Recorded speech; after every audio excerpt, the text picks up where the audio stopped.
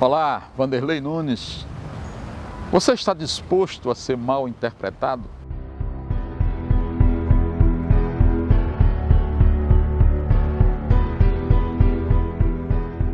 Porque o Evangelho traz muitas bênçãos. O Evangelho tem muitos bônus, mas o Evangelho também tem muitos ônus, ou seja, o preço a pagar. O Evangelho há um preço.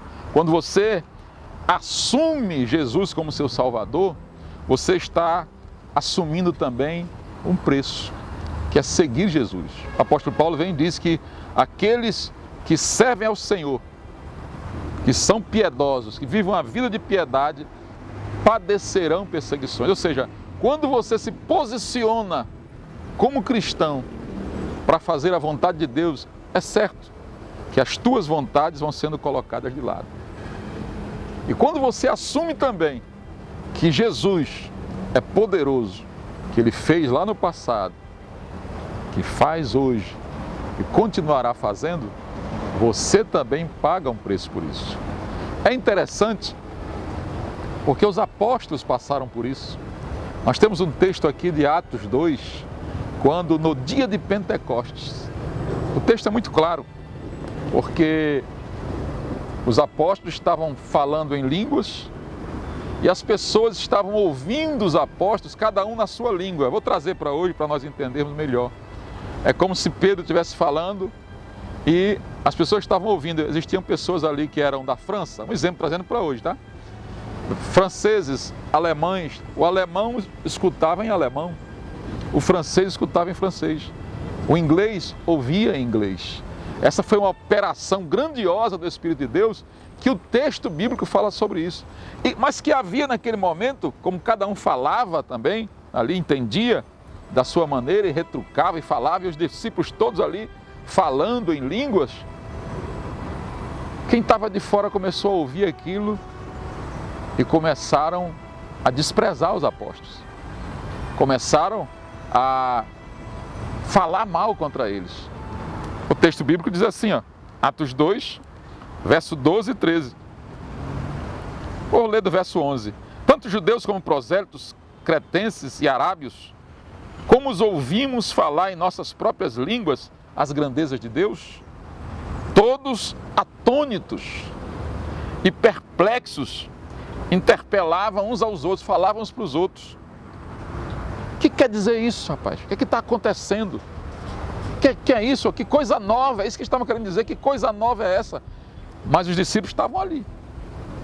Você lembra que no nosso último vídeo nós falamos, os tímidos e até covardes discípulos agora se tornam apóstolos, né? Apóstolo significa enviado. São enviados agora para pregar o Evangelho.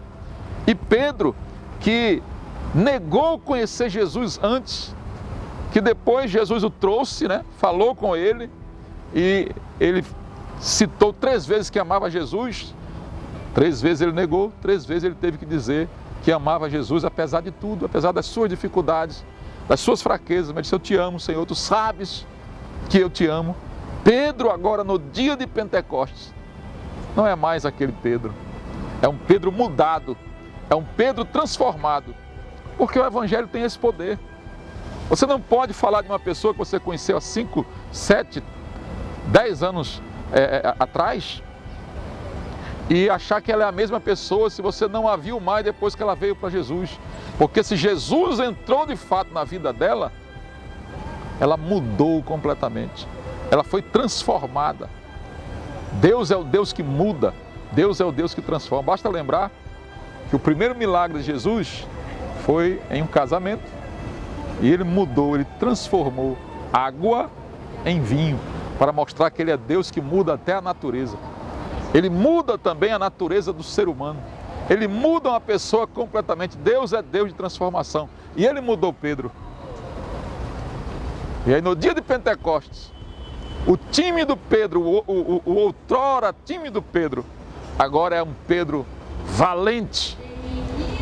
Não para brigar, não para meter a espada na orelha de Malcolm, mas agora um Pedro corajoso para entregar a sua vida pelo Evangelho, um Pedro que não tem mais vergonha Não tem mais vergonha do Evangelho. Não tem mais vergonha de falar de Jesus, dizer Ele é o meu Senhor. E aqui, vai com barulho e tudo. E aqui em Atos, no capítulo 2, verso 13, além de dizerem, mas o que é isso? O que é que está acontecendo? Eles dizem também, eles devem estar embriagados, eles devem estar porres, devem estar embriagados. Mas não era isso que estava acontecendo. Eles não estavam entendendo, não estavam compreendendo, mas ali era a obra do Espírito Santo. E eles não estarem compreendendo, e eles não estarem entendendo e até criticando, e a multidão ali, muitos criticando, não impediu Pedro de continuar falando. É como eu continuo falando aqui com esse barulho. Pedro não deixou de falar, Pedro não deixou de pregar, e nem Deus deixou de operar. E Deus não deixou de operar. Naquele dia, com aquela pregação de Pedro, quase 3.000 pessoas vieram a Cristo. E é um detalhe muito interessante, é que Pedro em nenhum momento entregou Jesus barato para a multidão. Ah, vocês não querem vir aceitar Jesus, venham aceitar Jesus. Não, ao contrário, Pedro disse, ei, vocês judeus, vocês crucificaram o Rei da Glória. Aqueles que vocês crucificaram, Ele é Senhor e Cristo. E foram eles, foram os judeus que chegaram para Pedro e disseram, que faremos nós, varões e irmãos, mediante isso tudo?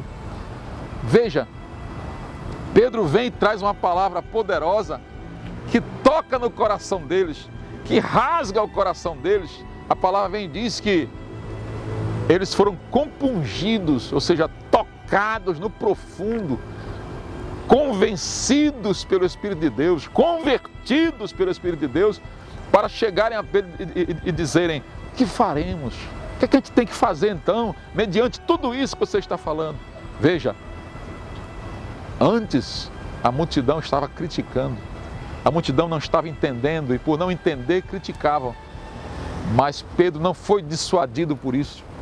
Pedro não foi parado, não foi detido por causa disso, porque nele estava o Espírito de Deus. Então eu quero dizer para você, quando você se dispõe, porque Deus te deu Espírito para realizar, se você é de Jesus, Ele te deu Espírito para você realizar, o dunamis de Deus, para você realizar, para você fazer.